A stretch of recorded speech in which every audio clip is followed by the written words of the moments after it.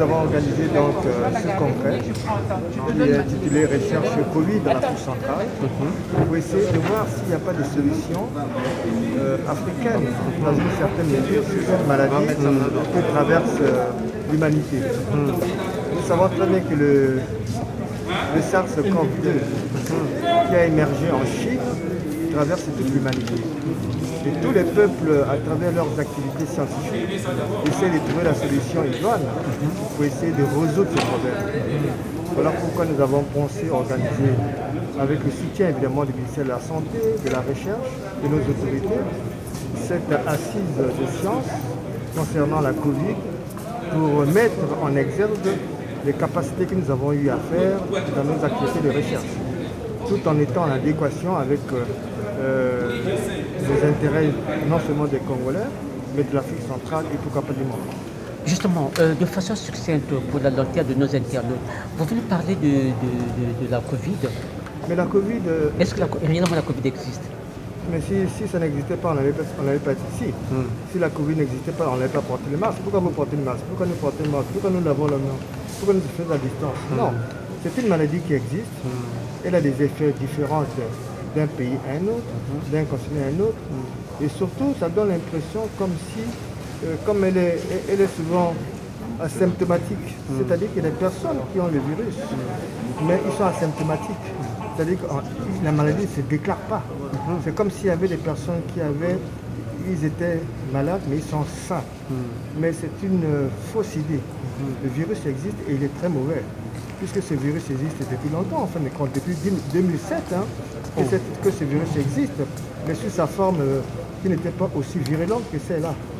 Le SARS-CoV-2 a existé avant déjà sous notre forme, qui était le SARS-CoV-1. Là, nous avons trouvé une nouvelle forme qui est devenue virulente, tout simplement. Mais ça, c'est la biologie des virus. Parce que la biologie des virus est celle-là. À chaque instant, ces virus mutent, ils changent, ils se progressent. Cette progression, qu'on appelle une mutation, peut être favorable comme défavorable.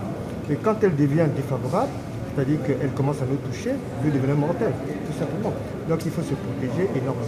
Justement, comment reconnaître quelque chose de ce virus? Mais il y a des symptômes déjà classiques.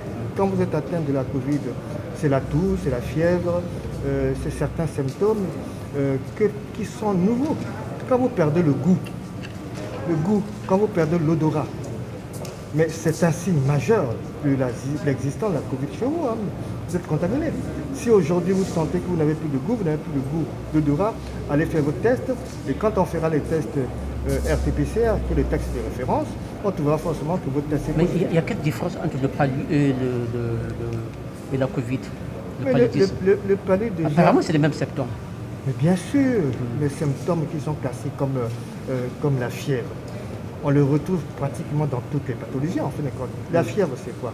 La fièvre est tout simplement une réaction de l'organisme par rapport à l'intrusion d'un microbe dans notre corps.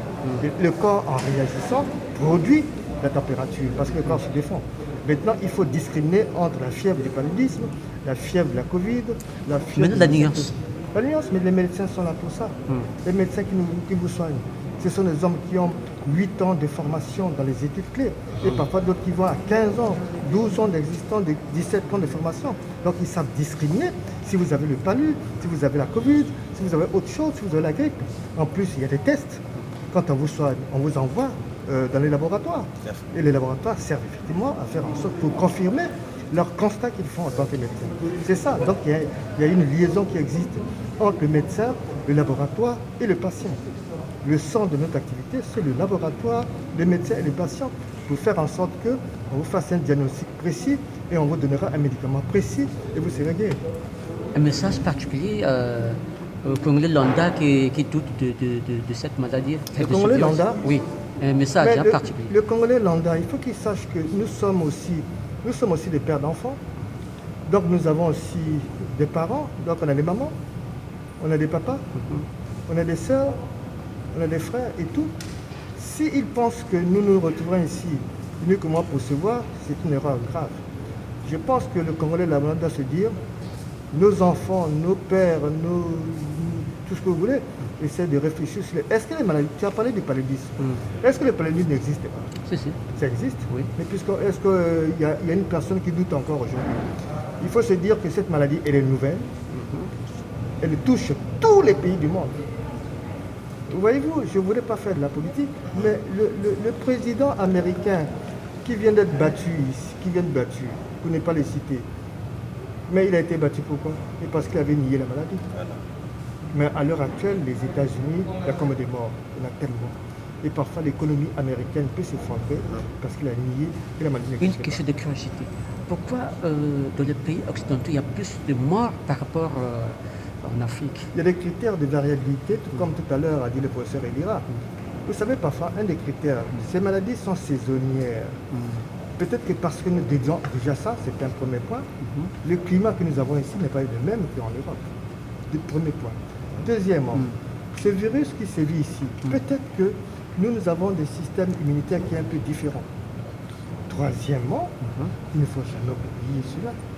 Vous savez, le virus se comporte différemment d'une région à une autre. Parce que la biologie des virus est celle. À chaque instant, ça s'adapte différemment. Je vais prendre un exemple où une maladie qui tue en Europe, qui est due à un virus. Mais quand la grippe en Europe, un pays comme la France, la grippe tue chaque année 10 000 personnes. Mais la même grippe arrive au Congo, ça ne tue personne. C'est tout. C'est ça le problème de la biologie. Merci.